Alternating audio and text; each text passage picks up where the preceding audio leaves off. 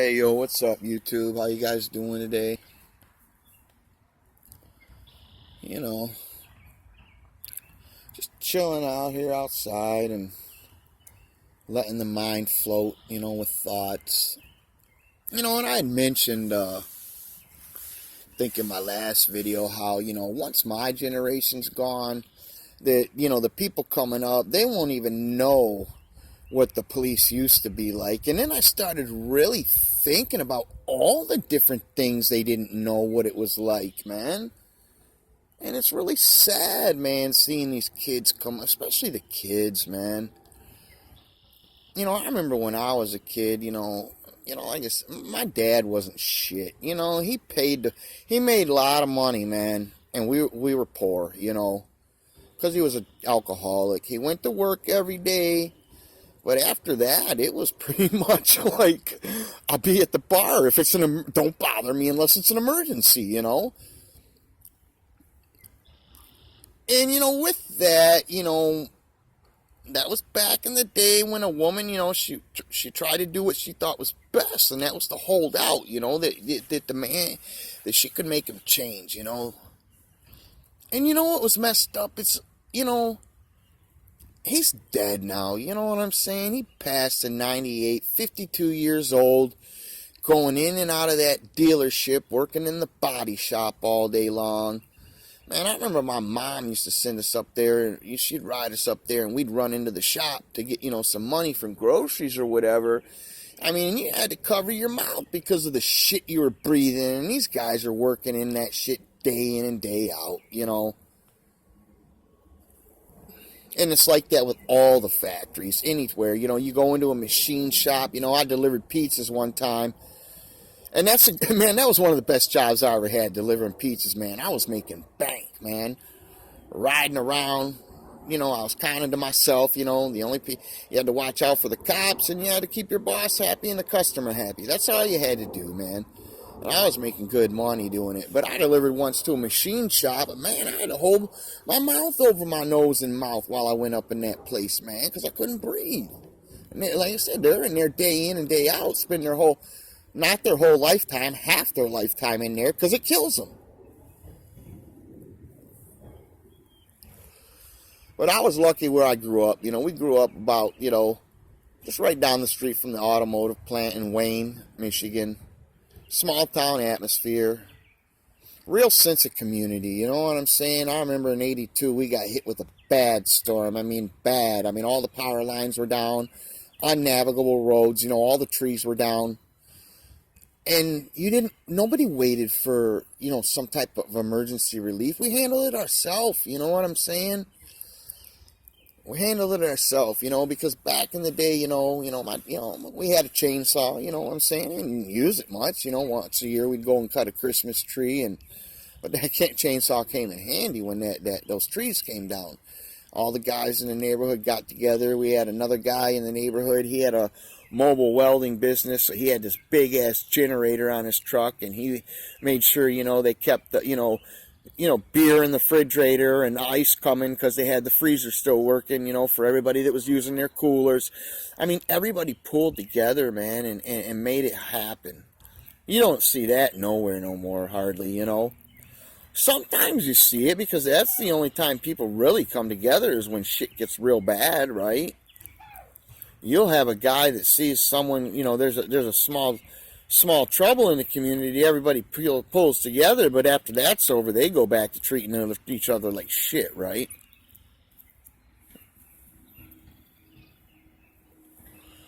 And I could never understand, the Rouge River went through our town, so every year they had the Rouge River cleanup where everybody would get together and volunteer to clean up the... What are you talking about once a year? That should have been an everyday thing, right? Damn polluted ass river. And then just the shit, we had the woods at the end of the street that the river went through, and man, I spent a good part of my youth down there, especially when I got my first air rifle, right? I was killing everything in sight until I killed a rabbit. When I killed the rabbit and it didn't die right away, it made me cry. It just sat there and twitched. Then the neighbor guy yelled at me, "Why you killed a rabbit? Why didn't you bring it back, man? We could have ate it." And I wouldn't kill a robin. That was my great-grandmother's favorite bird. So, robins were off limits. But I look at a lot of the stuff, even just in nature, man. I mean, I remember when I was a kid, after it rained, man, when we were in elementary school, we stayed away from the concrete, man, because, like the basketball area court, it was littered with earthworms, man. You don't see those earthworms out here no more after it rains. Or the June bugs, when the sun's coming down and you were a kid and afraid to go out, because when the sun's coming down, because all these big-ass beetles were coming out with these huge pinchers and stuff. Man, these kids are missing out on so much stuff these days, man. It's just really sad. I went about 5-6 years back to my old neighborhood to visit a buddy of mine that was still in the same house he grew up in. And I was like, hey, man, let's go down to the woods and check it out, where we used to hang and have fun when we were kids. And he's like, oh, you can't get down there no more. And I was like, what do you mean? He's like, it's all overgrown, man. All the trails, everything, it's all overgrown, man. Nobody goes down there. And I was like, wow. All the good times I had as a kid and all the things we did down there that we shouldn't have been. I've caught that field down there on fire a couple times. And these kids don't know nothing about that, man. I don't know. So yeah, there's a lot of stuff. It's going to be more than just the police that people just don't understand what it was like, that sense of community. It's all gone, And look at the way they just got people, man. I mean, people are so nosy these days. I didn't understand, man. My dad one time,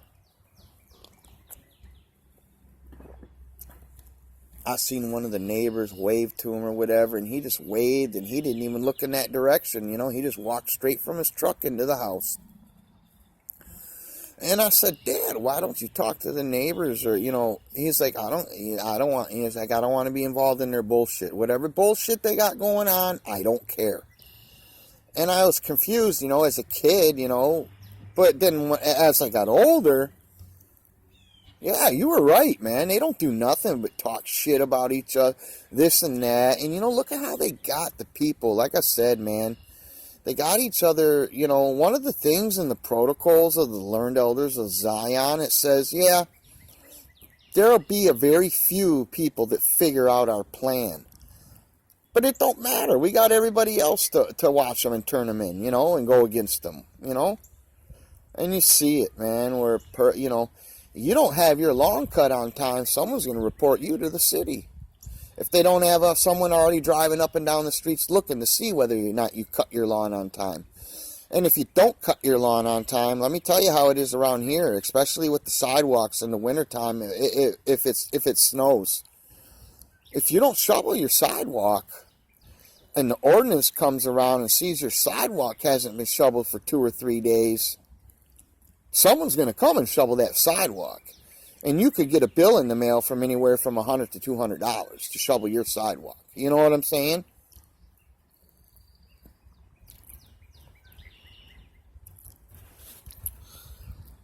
My biggest goal right now is to stack paper, man. Because the Matrix is just one big shit sandwich, and the more bread you have, the less shit you got to taste while you're eating it, right? And I'm gonna take you guys along with some of the stuff I'm gonna do. I'm helping my mom out with a project right now, and I think she's gonna kill it, man. I gave her the idea. Like I said, once you start learning more about human behavior, how people behave, how they react, you shouldn't have no problem making money in America, man.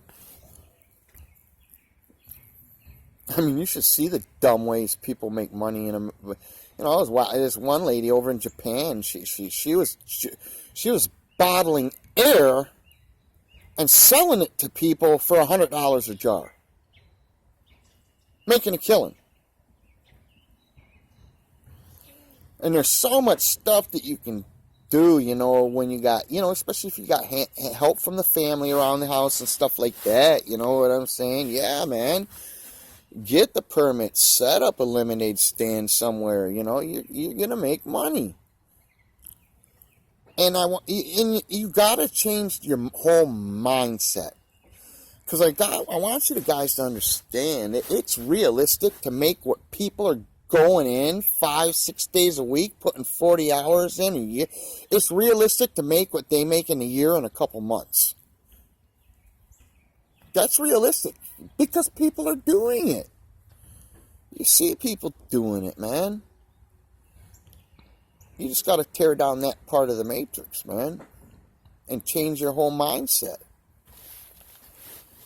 People need things and they want things, I was talking to an Arab friend of mine, and I was like, man, I want to do something, man. I want to start my own thing, but I don't want to get stuck doing something that people don't want, or people. He's like, look, man. He's like, that don't matter. People want and need everything, right? They need the things that they, the daily things that they use, you know what I'm saying? In the things that they want that make them feel happy. He's like, there's an unlimited amount of things that you can sell somebody else and make a profit on it. Some things you make a little profit on, and that's all right. It's profit. It grows. Something, and I call it the baseball effect, first, second, third base home run. Some things you're going to make a little bit of money on, and that's all right. Your first base, second base, third base items. And then you're going to have items where you're just making a home run, where you just make a killer profit on it. Look at what I was just looking. There was right around Christmas time, this pet rock that was being sold, and it was just this little rock that came in a pouch that a kid could hang around his neck, and they were selling them for $80 a piece and were sold out. That's one of them home run items. You probably got nothing, less than $1 invested into it, and you're making $80 on each sale. Minus your dollar investment, $79 on each sale. Whatever it costs to ship it out, a couple bucks. So you're making $75, and you got whatever, $5 invested into it. I just came up with an idea for my mom. She's gonna kill it, man.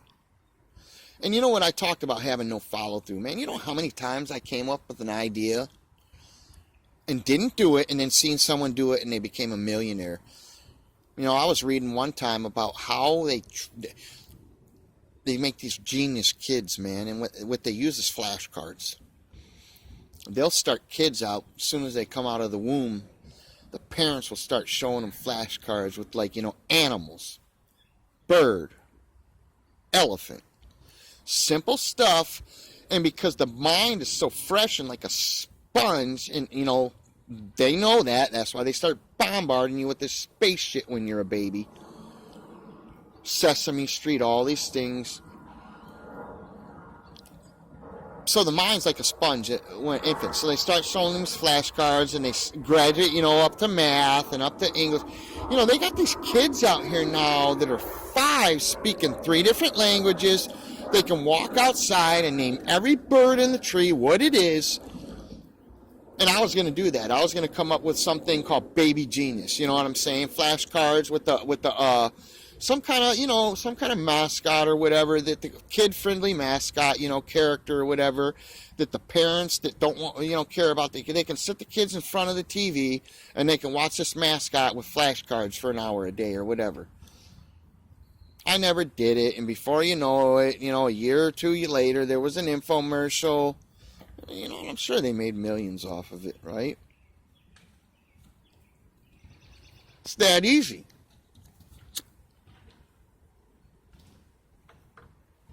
Once you change your mindset of what you're actually living in, it's that easy. And that's what I'm doing. I'm computer illiterate. I have to learn better how to use a computer, and I'm working on that. And I'm confident, man.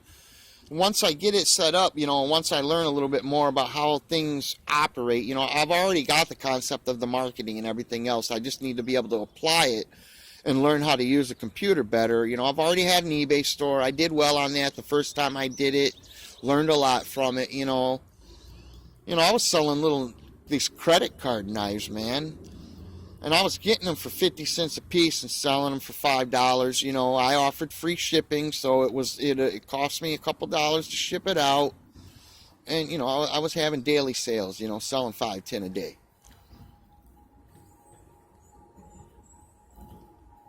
I'm trying to learn more. You know, I'm going to get into some food vending here this summer, hoping to share with you guys what I'm doing. And, you know, and I'm even open to, as long as everything goes good for me, helping some other people if they want to get started in it. You know, like I said, these are real low investment businesses that, you know, and I know it's hard out here. You know, it's hard to come up with the extra $1,000 that you can spend however you want. So I'm hoping that as long as everything goes good for me, and once I get myself in a better position, that I can help someone else get started doing some of this stuff too.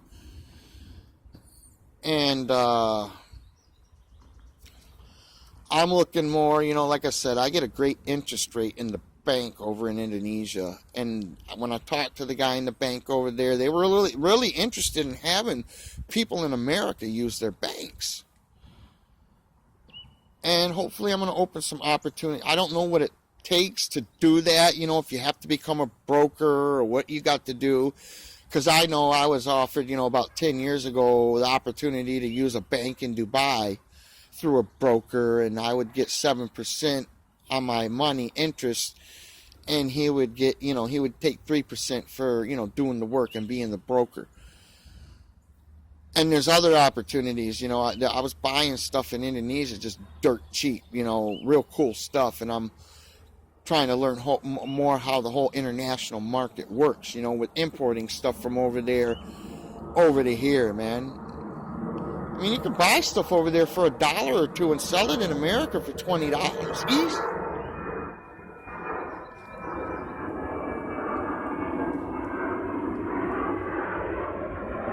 So I'm trying to learn more about how to do this type of stuff, you know. Because there's people doing it, you know what I'm saying? There's people doing it, man. I talked to a guy one time from Nigeria that was over here in America. What he would do is he bought himself one of them shipping containers for a couple $1,000. And what he would do is he would go buy, you know, a Honda or a Toyota car for a couple grand that really worked good. You know, those cars are ultra reliable, man. You know, you can go and buy a Toyota with a 4-cylinder in it, and as long as they change the fluids in it on time, you know, it don't matter if it's got a couple 100,000 miles on it. You'll still get another couple 100,000 miles on it as long as you keep the fluids changed. But that's what he would do. He would put one of them cars in the container. He would fill the car with jeans, name brand jeans, Levi's, and polo shirts and stuff like that. And then on the outside of the car, he would fill the rest of the container with used bicycles. And he said he would have about 10 grand invested into each container, and he would sell them over there in Nigeria for $50,000.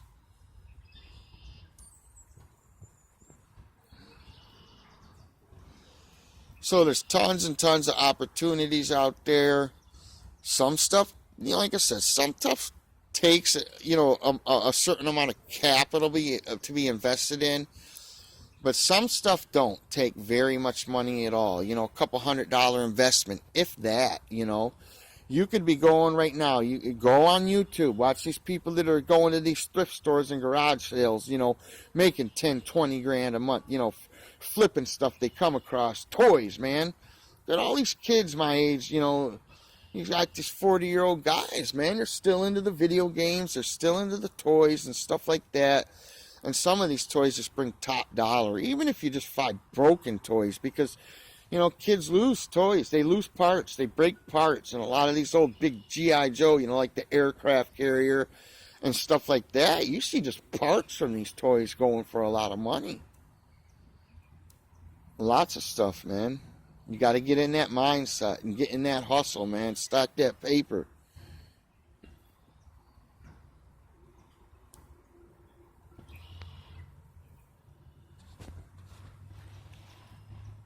So I'm going to take you guys to that. I'm thinking about doing, nobody watches my shit. I know that. I don't care. The few people that watch it are going to be able to get something out of it. You know what I'm saying? Knowledge. A lot of stuff, man. I'm glad that I didn't do YouTube videos 5 years ago, because I still didn't have everything figured out. And it's hard. Like, it's hard to break out of the matrix. Like I said, even when I figured out the earth was flat, I knew it was flat. Yeah, it's flat, man. It's just so much evidence. But still, your perspective, you've been bombarded from birth, And let me tell you, they really fuck us up from birth, man. Especially if you've been circumcised at birth. Why do the Jews wait 7 years to circumcise a boy? Man, this is serious stuff going on, man. They're cutting on your penis. So what do you think that happens when you're ripped from your mother's arm and strangers take you into another room and start mutilating your genitals? That messes somebody up. You better believe that. It's traumatizing. A 7-year-old boy, he knows what's coming. Yeah, his dad, all right, it's going to hurt, son. But, he's prepared for it. He knows what's coming. Rip a boy from his mother's, right from the womb and start chopping on his shit. You better believe that's traumatizing to a human being, man.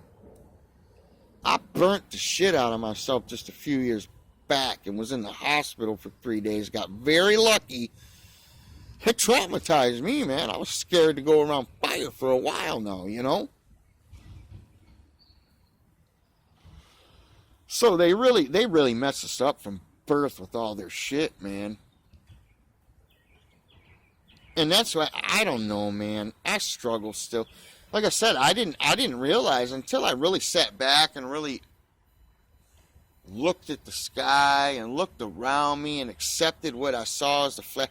I can't wait to get over, I'm hoping to go back to Indonesia here soon. I can't wait to get over there in the mountains and up real high, and really look over, because you can see, once you get some of the ancient temples they got over there, once you get to the top of some of these pyramids and stuff like that, I mean, you can just see so far, and I can only imagine what I'm going to intake when I see it like that. Like I said, it went through I had a feeling that went through my whole body once the whole space thing and everything left, and I accepted the whole thing. I had a whole feeling, and that's God right there, man. For the first time in my life, 43 years old, I've seen God's creation for the first time, and not the shit that man's been bombarding me with all my life.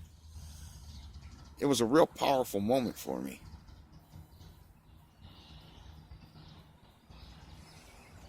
Yeah, I'm not talking on nothing particular today, right at this moment. I got some stuff I want to go into later with the contracts and stuff, how they trick us up. If you're in a marriage contract, get out of it as soon as you can. This is very, very important, because, let me tell you, they're going to use the children as a weapon against us eventually. They already do it, but they're going to step it up, man. And one of the things the guy told me in the militia that got in the beginning that really got me thinking, because he was talking about gun bans and stuff. And, you had all the guys that worked up there at the Army Surplus. Of course, they all own guns and shit. They're like, that ain't never going to happen. And he's like, dude, you guys don't understand. It's easier than you think. And he's like, how are they in there? They were like, how are they going to force me to take my gun? He's like, they don't have to force you. He's like, all they got to do is send you a letter home with your kids for a field trip that you sign and give consent to hand over your kids for the day.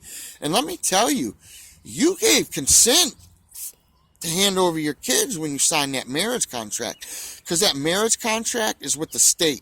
They are the overseer of the marriage. And every asset to that marriage, what happens when you go to divorce? You go to your masters and you ask your masters oversee the divorce. They decide what everything that you've acquired in your life and you worked for, they will decide what happens to it, right?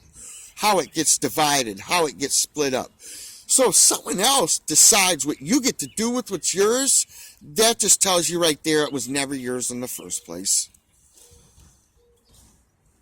And he said, how easy is it? You send your kids on a field trip. They got these sports stadiums where they can pack 50, 60,000 kids in it at a time if they wanted to.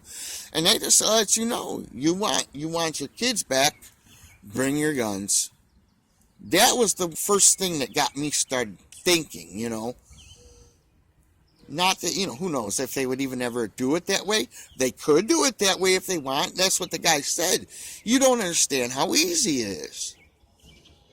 So, yeah, if you're in that marriage contract, you got to get out of that fast, man. Because it's only, like I said, when it comes to what if, you can make an unlimited amount of laws. That's how they already did it. They got people driving out here. Well, what if you caused an accident because you didn't use your turn signal? What if homeschooling becomes child abuse? Because you're handicapping your kids. You're sheltering them from from the rest of the world and all the opportunities that they have available to them. That's child abuse, right? To keep them from that. So you guys got to be careful. You guys got to get out of some of the contracts that you volunteered yourself to where they control your lives. Think about that. Look into it. If you guys are interested, we can go into more of these contracts. We're all slaves. People don't understand that because as soon as you were born, they created a birth certificate that's worth millions of dollars because it's really a bond. And they monetize it on the stock market. Oh, yeah. You're worth millions to them. Because ultimately, the United States of America is a corporation, and you're the product. Think about that. Have a great day.